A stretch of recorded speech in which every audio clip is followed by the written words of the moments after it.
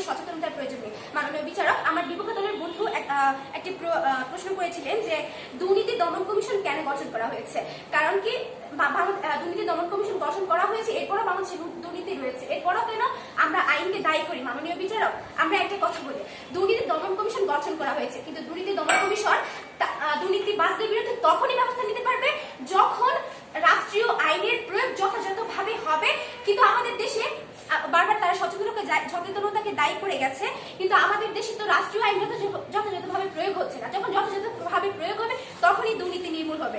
মাননীয় বিচারক, হ্যাঁ, জনগণ সচেতন হলো, কিন্তু তাদের মধ্যে সুশিক্ষা নেই, ধর্মীয় শিক্ষা নেই, নৈতিকতা নেই, জবাবদিহিতার ভয় নেই। তাহলে তারা তো সুযোগের সদ্ব্যবহার করবে। বিষয়টি হয়ে যায় বিড়ালের সামনে আমরা মাছ রেখে বলছি, বিড়াল মামা তুমি মাছ খেও না। অর্থাৎ আমরা জনগণকে সচেতন দুর্নীতির সুযোগও সৃষ্টি করে দিলাম।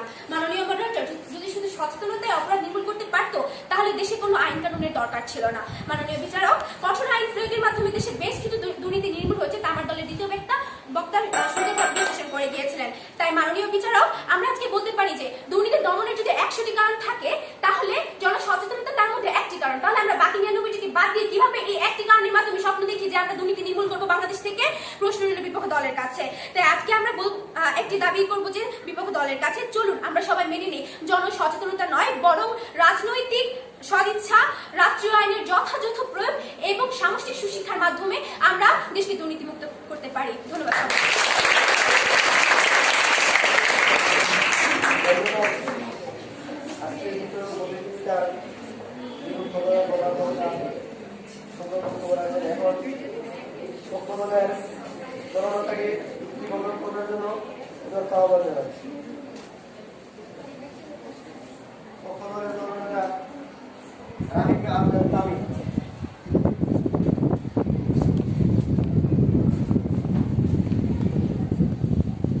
আমার বিপক্ষ দলের বন্ধু বললো যে আইন থাকতে জনসচেতনতার কোনো কারণ নেই, আমরা কেন ঘুষ প্রদান করছি? হ্যাঁ, আমরা বাধ্য হয়ে ঘুষ প্রদান করছি, ঠিক আছে, কিন্তু আমরা বাধ্য হয়ে কেন ঘুষ প্রদান করবো? আমরা আইনের সহায়তা নিতে পারতাম, কিন্তু নিচ্ছি না, কারণ আমরা মনে করছি যে আমাদের বাকি যারা আছে তারা তো টাকা দিচ্ছি, আমি এটার জন্য কেন গিয়ে দায়ী হবো? আমি এটা কেন দায়ী হবো? দায়ী হলে তারা সবাই হবে। এটার জন্যই আমরা কোনো পদক্ষেপ গ্রহণ করছি না। এটাই আমাদের সুশিক্ষার অভাব, এটাই আমাদের জনসচেতনতার অভাব। আর আপনি বললেন 99টি কারণ কি আপনি বাদ দিয়ে দিবেন? আপনার কাছে 14টি উপায় আছে এই রাস্তাটা বেরোনো, কিন্তু সবগুলোই রিস্ক। আপনি শুধুমাত্র একটা উপায়ে কোনো রিস্ক ছাড়া রাস্তাটা পার করতে পারবেন। এখন কি আপনি রিস্ক ছাড়া উপায়টি গ্রহণ করবেন নাকি বাকি 14টা গ্রহণ করবেন? প্রশ্ন রইল আপনার কাছে। আইন বলছেন যে আইন প্রয়োগ করলে হয়ে যাবে। আমি আইন মানলাম, আমার পাশের জন মানলো না, একজন মানলো, 10 জন মানলো না, আইন দিয়ে কোনো কাজ হবে? কখনোই হবে না। এবং এদিকে আমরা দেখছি যে আমরা ঘুষ দিয়েই যাচ্ছি, আমরা টেবিলের নিচে দিয়ে ঘুষ দিয়েই যাচ্ছি। কেন? আমরা যদি সরকারের কাছে সহায়তা চাই, সরকার তো বিষয়ে পদক্ষেপ নেবে। আমাদের মধ্যে জনসচেতনতার অভাব আছে, এটার জন্যই আমরা পদক্ষেপ নিচ্ছি না। শুধুমাত্র আইন পারে না, যদি শুধুমাত্র আইনই পারতো তাহলে জনগণকে আর এত নিয়ম শৃঙ্খলা মেনে দেশে চলতে হতো না। দেশে চলতে হয় কেন? কারণ আমাদের আইন আমাদেরই মেনে চলতে হবে। আইন আমাদের মেনে না চললে মেনে চলবে কে? আমরা আইনের কাছে কারো বিষয়ে নালিশ না করলে নালিশ করবে কে? আমরা নালিশ করি না, আমরা ভাবি যে আমাদের কিছু টাকার জন্য 2-3 দিন সময় নষ্ট হয়ে যাচ্ছে। শুধু কিছু টাকার জন্য এত সময় আমরা নষ্ট করবো কেন? এই কারণেই আমাদের মধ্যে এখনো দুর্নীতি রয়ে গেছে, এখনো সবাই প্রকাশ্যে দুর্নীতি করার সাহস পায়। যদি আমরা সচেতন হতাম, আইনের সহায়তা নিতাম, তাহলে কি দুর্নীতি করার সাহস হতো না। ধন্যবাদ। আজকের বিতর্ক প্রতিযোগিতার কলাকাঠিয়া উচ্চ বিদ্যালয়ের জননেতা রাকিব আহমেদ তামিমকে। এবার উচ্চকর্মী আছেন আবু মোহাম্মদ মফিজুজ্জামান, উচ্চ বিদ্যালয়ের জননেতা যুক্তিগত করবেন রহমান মাহিয়া। ধন্যবাদ বিচারক মন্ডলী, আমাকে আরো একবার বক্তব্য প্রদানের সুযোগ প্রদানের জন্য। আমার বিপক্ষ দলের প্রথম প্রশ্নটি দিয়ে আমি শুরু করব।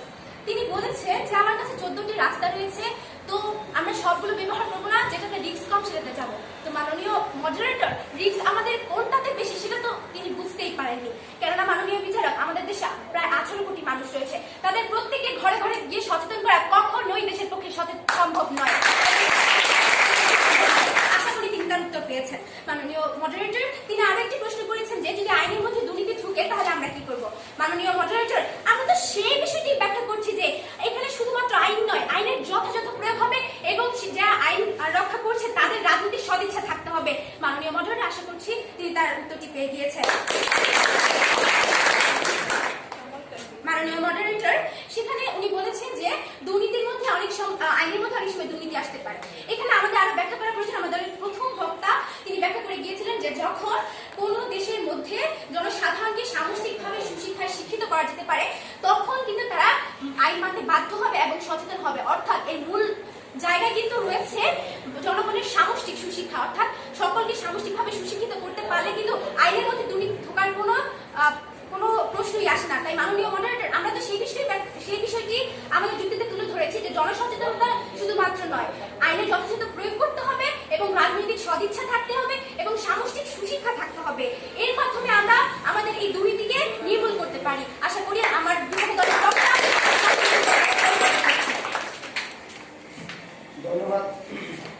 ধন্যবাদ ভাইয়ান। এর মাধ্যমে আমাদের আজকের এই বিতর্ক প্রতিযোগিতা সমাপ্তি হলো। এখন আমাদের বিচারকদের ফলাফল প্রকাশের পালা। বিচারক তার ফলাফল প্রকাশের জন্য কিছুক্ষণ সময় লাগবে। তার পূর্বে আমাদের আজকের এই প্রতিযোগিতার সভাপতি জনাব স্যার উপজেলা দুর্নীতি প্রতিরোধ কমিটির সভাপতি দায়িত্ব পালন করে আছে। তাহলে আমাদের শ্রদ্ধা স্যার এই বিতর্ক প্রতিযোগিতার দিকনির্দেশনামূলক কিছু বক্তব্য রাখার জন্য অনুরোধ জানাচ্ছি। তার পূর্বে আমি আপনাদেরকে আরেকজন মানুষকে পরিচিত করে দিই। আজকে আমরা আসলে এই আবু মোহাম্মদ মসজিদে অনেক করে আসার পিছনে একজন মানুষের অবদান আছে, যিনি আমাদের এই নতুন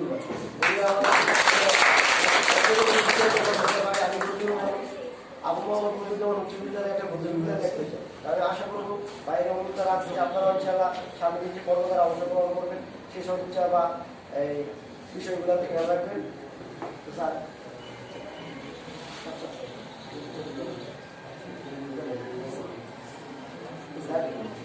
আমাদের একজন বিজ্ঞ বিচারক, যিনি আমাদের এই সৃজনশীল যে আমাদের পাঠদানের পদ্ধতি ছিল তার প্রবক্তা ছিল এই কয়েকজন মিলে, সেই পদ্ধতিকে আমরা আসলে আজকে বিচারের বিষয় পেয়েছি। খুব গতমনে করি আমরা এগুলো মানুষ বাবদ করি, অনেক ব্যস্ততার মাঝে আমাদের সময় দিয়েছি।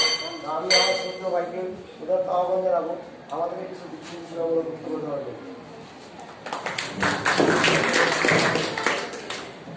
উপজেলা দুর্নীতি প্রতিরোধ কমিটি কর্তৃক আয়োজিত মাধ্যমিক পর্যায়ের আজকের এই বিতর্ক প্রতিযোগিতায় উপস্থিত আড়াইহাজার উপজেলা দুর্নীতি প্রতিরোধ কমিটির সম্মানিত সভাপতি জনাব অধ্যাপক জয়নাল স্যার, উপস্থিত রয়েছেন দুর্নীতি প্রতিরোধ কমিটি উপজেলা শাখার সম্মানিত সদস্য জনাব সাদিকুর রহমান সহ আমার দুর্নীতি প্রতিরোধ কমিটির সম্মানিত সদস্যবৃন্দ, আবু মোহাম্মদ বদরুজ্জামান উচ্চ বিদ্যালয়ের সম্মানিত প্রধান শিক্ষক সহ কলাগাছি উচ্চ বিদ্যালয়ের সম্মানিত শিক্ষক, উপস্থিত রয়েছে আমার প্রাণপ্রিয় শিক্ষার্থী বিতার্কিক বন্ধু। আসসালামু আলাইকুম। যুক্তির আলোয় যদি শানিত হয় মেধা, নেমে আসে মুক্তির পথ।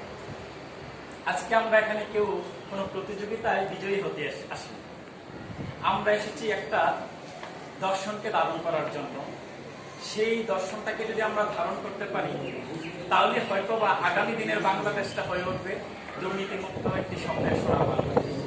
আর আমাদের সেই দর্শনটা হচ্ছে আমরা দুর্নীতি করব না।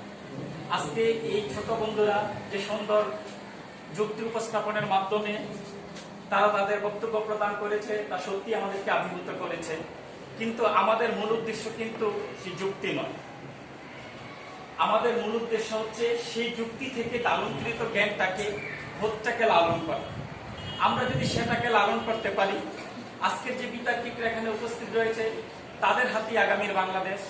একদিন তারা হয়তোবা হয়ে যাবে এদেশের প্রশাসক, এদেশের রাষ্ট্রনায়ক, তাদের হাতেই চলবে আমাদের আগামীর ভবিষ্যৎ। আমরা তাদেরকে ঘিরেই স্বপ্ন দেখছি আগামী সোনার বাংলা। তো আমরা পরিশেষে শুধু এতটুকুই বলতে চাই যে দুর্নীতির অনেক কারণ। মানব মন অপরাধ প্রবৃত্তি করবে, এটা স্বাভাবিক। সেই অপরাধকে বিভিন্নভাবে কন্ট্রোল করতে হবে। সচেতনতাও যেমন সেখানে জরুরি, সেখানে আইনের প্রয়োগটাও জরুরি।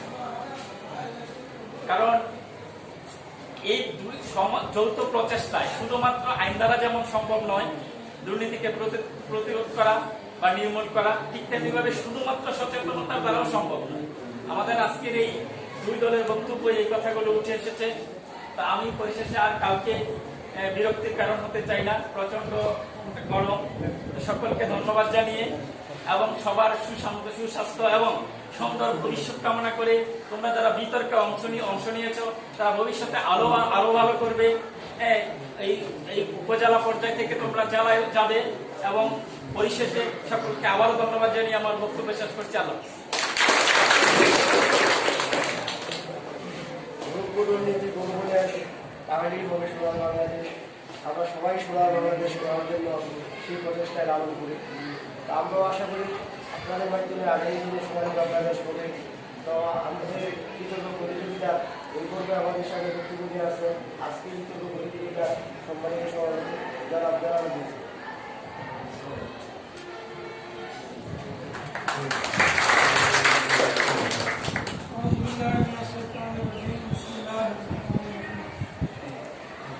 সমস্ত প্রশংসা আল্লাহ তাআলা অসংখ্য দূরত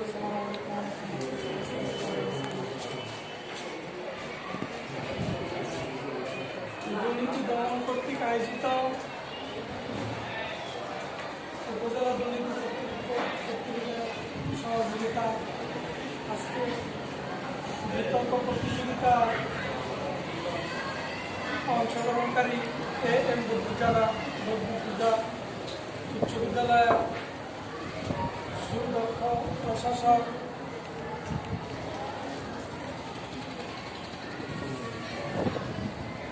সুবিজ্ঞ প্রধান শিক্ষক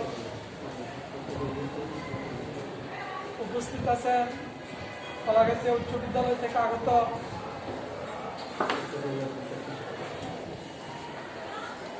শিক্ষকবৃন্দ এবং উভয় বিদ্যালয়ের প্রতিযোগী এবং ছাত্রছাত্রী সকলে করতে রইল আমার সালাম। আসসালামু আলাইকুম।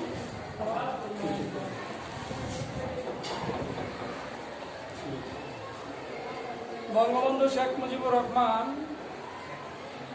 চেয়েছিলেন সোনার বাংলা ঘর, আর সেই লক্ষ্যে সোনার বাংলা ঘরার জন্য তিনি চাচ্ছিলেন একটা দুর্নীতিমুক্ত বাংলাদেশ। সেই লক্ষ্যকে সামনে রেখে জননেত্রী শেখ হাসিনা দুর্নীতিমুক্ত বাংলাদেশ গড়ার জন্য দিনরাত পরিশ্রম করে যাচ্ছে। সেই সুবাদে বাংলাদেশ থেকে দুর্নীতি নির্মূল করার জন্য বাংলাদেশ দুর্নীতি দমন কমিশন দুদক বিভিন্ন পদক্ষেপ গ্রহণ করছে। দুদক দুর্নীতি প্রতিরোধ, দুর্নীতি দমনের পাশাপাশি দুর্নীতি প্রতিরোধকে প্রাধান্য দিচ্ছে। সেই উদ্দেশ্যকে বাস্তবায়িত করার জন্য আমরা উপজেলা দুর্নীতি প্রতিরোধ কমিটি, জেলা দুর্নীতি প্রতিরোধ কমিটি, বিভিন্ন বিদ্যালয়, সরকারি অফিস, ইউনিয়ন পরিষদে বিভিন্ন পদক্ষেপ নিচ্ছি। সে উদ্দেশ্যে আমরা বিভিন্ন বিদ্যালয়ে বিতর্ক প্রতিযোগিতা, এক্সিবিশন, মঞ্চ নাটক ইত্যাদি কর্মসূচি হাতে নিচ্ছি। পাশাপাশি বিভিন্ন সরকারি অফিসগুলোতে সরকারি কর্মকর্তা কর্মচারীদের নিয়ে মত বিনিময় সভা করছি এবং ইউনিয়ন পরিষদের চেয়ারম্যান এবং ইউনিয়ন পরিষদের সদস্যদের নিয়ে মত বিনিময় করছি। শুধু একটাই লক্ষ্য, এই দেশকে বাঁচাতে হবে, এই দেশ দুর্নীতিমুক্ত করতে হবে। দুর্নীতিমুক্ত করলে লাভ আপনার, আমার, সমাজে। দুর্নীতি শুধু আমলারাই করে না, দুর্নীতি শুধু প্রশাসনই করে না, দুর্নীতি করে সমাজের একেবারে খেটে খাওয়া মানুষ থেকে শুরু করে সর্বোচ্চ স্তরের লোক। কিভাবে দুর্নীতি করে? খেটে খাওয়া লোক থেকে সর্বোচ্চ লোক, সে কথা জানতে হলে আমাকে জানতে হবে দুর্নীতি কি, দুর্নীতি কাকে বলে। আসলে দুর্নীতিকে যদি আমরা একেবারে ছোট করি, নির্যাস মূল অর্থে সংজ্ঞায়িত করতে চাই, তাহলে দুর্নীতি হলো নীতির বহির্ভূত কাজ। যে কোনো কাজই হোক, এটা যদি নীতির বহির্ভূত হয় সেটা দুর্নীতি। তাই কৃষক দুর্নীতি করে, জেলে দুর্নীতি করে, প্রশাসন দুর্নীতি করে, সর্বস্তরের লোকজন দুর্নীতি করে। এই দুর্নীতি করার কাছ থেকে বাঁচতে হলে, দেশকে বাঁচাতে হলে আমাদের দুর্নীতি সম্পর্কে সচেতন হতে হবে। আমরা যদি সচেতন হই তাহলে দুর্নীতি করা আমাদের দ্বারা সম্ভব। তাই আমাদের সকলের উচিত, বা আমরা সকলেই দুর্নীতিকে না বলছি। আমাদের সর্বপ্রথম ওয়াদা থাকবে, আমাদের সর্বপ্রথম অঙ্গীকার থাকবে, আমি যদি দেশকে বাঁচাতে চাই, সমাজকে বাঁচাতে চাই, পরিবারকে বাঁচাতে চাই, তাহলে আমি কি করবো না? আমি দুর্নীতি করবো না। সর্বপ্রথম আমার এটাই পণ থাকবে, প্রতিজ্ঞা থাকবে, আমি দুর্নীতি করবো না। আমি যদি দুর্নীতি না করি তাহলে আমি তো আমি না, আমি হলাম 18 কোটি মানুষ। আমি তো আমি না, আমি একজন জেলে, আমি একজন কৃষক, আমি একজন প্রশাসক, আমি একজন মাস্টার, আমি একজন ছাত্র। ছাত্র দুর্নীতি করে, মাস্টারও দুর্নীতি করে, কৃষকও দুর্নীতি করে, সবাই সবার ক্ষেত্র থেকে যদি আমরা দুর্নীতি না করি তাহলে এই দেশ থেকে সহজে দুর্নীতি নির্মূল করা সম্ভব। কোনো আইন করে, কোনো শাস্তি দিয়ে এত সহজে দুর্নীতি নির্মূল করা যাচ্ছে না। বিদায় দুর্নীতি দমন কমিশন মনে করছে আমরা তো মানে কি 2009 সালে দুর্নীতি দমন কমিশন গঠন করলাম, বিগত অনেক বছর চলে যাচ্ছে, কিন্তু দুর্নীতি কই? কমছে না। কেন কমছে না? তাই দুর্নীতি কি করতে হবে? কমাইতে হলে কি করতে হবে? দুর্নীতি প্রতিরোধ করতে হবে। দুর্নীতি যদি প্রতিরোধ করা যায়, জন্মের আগে যদি যক্ষার টিকা দেওয়া যায় তাহলে যক্ষা হবে না। যক্ষা হয়ে গেলে ওষুধ দিয়ে কোনো কাজ করে। অতএব যক্ষা যাতে না হয়, দুর্নীতি যাতে আমরা না করি, সে লক্ষ্যে দুর্নীতি দমন কমিশন প্রত্যেকটা উপজেলা মাধ্যমিক বিদ্যালয়ে সততা স্টোর চালু করেছে। আমাদের এই বিদ্যালয় মধ্যে নাই। আমরা আমাদের উপজেলায় 5টা স্কুলে প্রাথমিকভাবে সততা স্টোর চালু করেছি। সততা স্টোর কি? সততা স্টোর এমন একটা স্টোর, এমন একটা দোকান আমরা স্কুলে দিচ্ছি, যে দোকানে বই, পেন্সিল, কলম, ছাত্রছাত্রীদের যা চাহিদা তা থাকবে, কিন্তু কোনো দোকানদার থাকবে না, কোনো মালিক থাকবে না। ছাত্রছাত্রী এখানে এই দোকান থেকে পণ্য নিয়ে যাবে, পণ্যের মূল্য আছে, রেজিস্টার আছে, পণ্য নিয়ে যাবে, টাকা দিবে, ক্যাশ বাক্স আছে, টাকা দিবে, রেজিস্টারের মূল্য লিখে দিবে। কেউ খবরদারি করবে না, কেউ শাস্তি দিবে না, কেউ জানবে না। একমাত্র ছাত্রছাত্রীরা যাতে সে নিজেরা সচেতন হয়, সে লক্ষ্যে আমরা 5টা স্কুলে সততা স্টোর চালু করেছি। আর সারা বাংলাদেশের সমস্ত মাধ্যমিক বিদ্যালয় এবং কলেজগুলোতে আমরা সততা সংঘ চালু করি। এটার একটা ইতিহাস আছে। দুর্নীতি দমন কমিশন বিভিন্ন মহামানব, বিভিন্ন মহাজ্ঞানী তাদের জীবনী পর্যালোচনা করেন। সেই সুবাদে আমাদের রাসূলুল্লাহ সাল্লাল্লাহু আলাইহি সাল্লাম যখন মক্কায় জন্মগ্রহণ করেন, তখন মক্কায় ছিল পৃথিবীর সবচেয়ে বেশি দুর্নীতি, সবচেয়ে বেশি দুর্নীতি। তখন আবু জাহেল, আবু লাহাব, বড় বড় লিডার, তারা দুর্নীতিগ্রস্ত ছিল। তাদেরকে দুর্নীতি থেকে মুক্ত করা তার একার পক্ষে আদৌ সম্ভব ছিল না। কারণ বড় বড় লিডাররা, এখন এমপি মন্ত্রী যারা আছে, আমরা যারা আছে, আমরা কি সাধারণ মানুষ তাদের বিরুদ্ধে দুর্নীতি প্রতিরোধ করার ক্ষমতা রাখি? আমার একা দ্বারা সম্ভব না। তাই তোমরা ছেলেমেয়েরা একটু মনোযোগ দিয়ে ইতিহাসটা শোনো। তাই কি করলাম? রাসূল সাল্লাল্লাহু আলাইহি সাল্লাম একটা সংঘ গঠন করলো, ওইটার নাম হলো হিলফুল